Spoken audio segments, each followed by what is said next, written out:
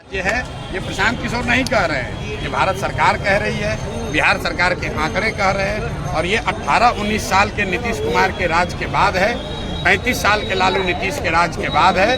और ये स्थिति बदलनी चाहिए।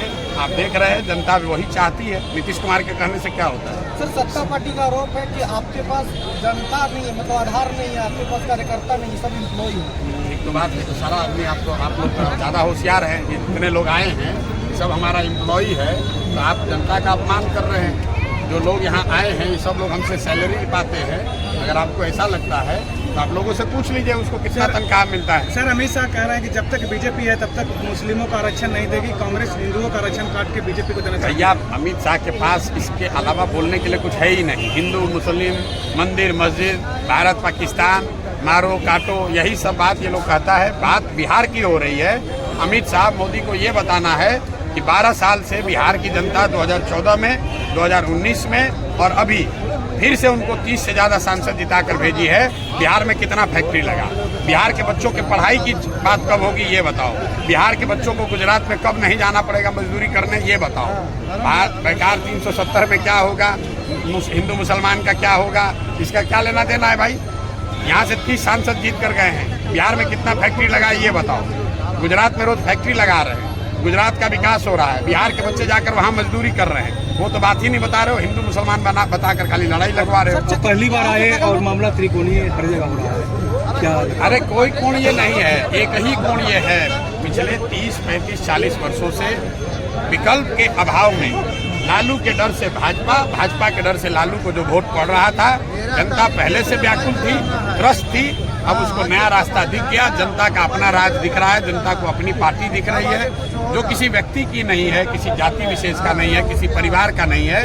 बिहार के उन सारे लोगों का दल है जनसुराज, जो चाहते हैं कि बिहार में एक नया विकल्प बने, ताकि ये लालू के डर से भाजपा और भाजपा के डर से लालू को वोट देना बंद किया। केंद्रीय मंत्री जीतन राम मांझी भी घबराए हुए थे इस चुनाव को लेकर। कौन घबराया हुआ है? जीतन राम मांझी अपनी बहू। अब जीतन राम मांझी बेचारे उम्र भी हो गया है और उनका उम्र भी हो गया है और उनको मालूम है कि वो कहीं लड़ाई में है नहीं, तो बेकार अब उनके बोलने का, घबराने का तो समय है ही। जब आप खुद मंत्री बनिएगा, जनता को इतना बेवकूफ़ बनाइएगा, खुद जीते मंत्री बन गए, बेटा को मंत्री बना दिए, अब पतोह का लड़ाइएगा, तो जनता बेवकूफ़ तो है नहीं।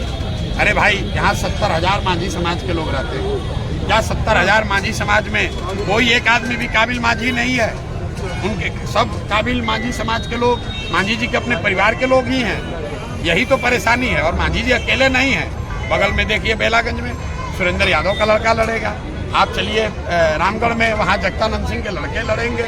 आप चलिए दरारी में, वहाँ पर पांडे जी के लड़के लड़ेंगे। जो नेता है वो कह रहा हम लड़ेंगे, हमारे बाद हमारा लड़का लड़ेगा।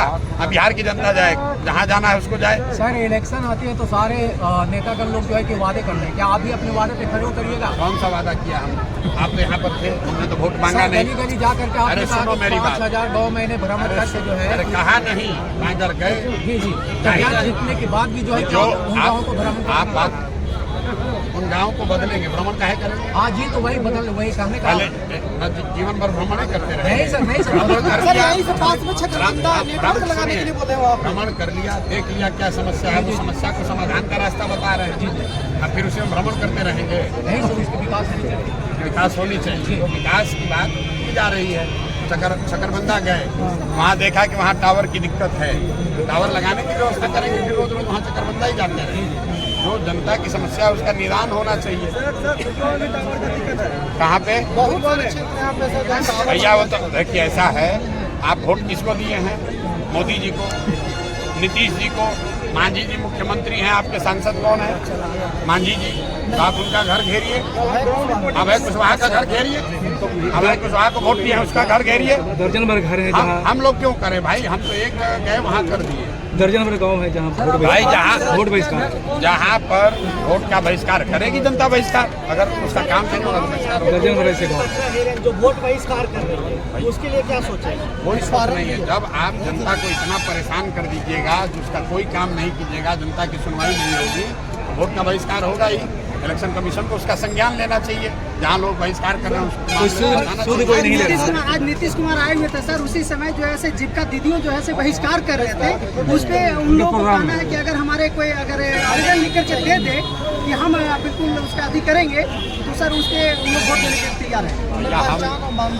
सारी जीविका दीदी ऐसा है, हम वोट की राजनीति नहीं करते हैं। आप इतने देर से यहाँ खड़े होकर सुन रहे हैं, हमने क्या कहा? हमने ये नहीं कहा किसको वोट दो, हम ये जरूर कह रहे हैं कि किस बात के लिए वोट दो। हम ये नहीं कह रहे हैं कि वोट किसको दो, वोट जिसको देना है दो, लेकिन वोट अपने बच्चों के लिए दो, अपने बच्चों के पढ़ाई रोजगार के लिए दो। अगर वोट चावल के लिए दोगे चावल मिलेगा, मंदिर के लिए दोगे मंदिर मिलेगा। 4 सीट हुआ है 2000 के जवाब में आज जीतन राम मांझी जी अपने सभा में 1000 वृद्धा पेंशन देने का घोषणा की। घोषणा क्या दे दो तो सरकार में है, दे देना चाहिए। हमारी तो धनसुराज की बहुत बड़ी जीत होगी। अगर 1000 मिलने लगे तो धनसुराज मानेगा कि चलिए हमारे कहने से 2000 नहीं दिए, कम से कम 1000 तो दिए। क्या अनुमान है सर 4 सीट में से कितना आ रहा है? कोई अनुमान नहीं है। अनुमान ये है कि यहाँ पर लालू, नीतीश, मोदी का अभी यहाँ पर आप देखें, अनुमान की क्या बात। हमने हाथ उठाकर पूछा लोगों से, ये भी कहा भाई जिसको लालू जी का चाहिए हाथ उठाओ, जिसको मोदी का राज चाहिए हाथ उठाओ। लोगों ने क्या कहा? ना भैया ना लालू चाहिए, ना मोदी चाहिए, ना नीतीश चाहिए, जनता का राज चाहिए। सर सरकारी स्कूल या सरकारी अस्पताल हो, जब तक नेता या सरकारी में जॉब करने वाला का बच्चा नहीं पढ़ेंगे या नहीं इलाज करवाएंगे तो क्या सुधर पाएगा एजुकेशन? सुधर जाएगा, चिंता मत कीजिए।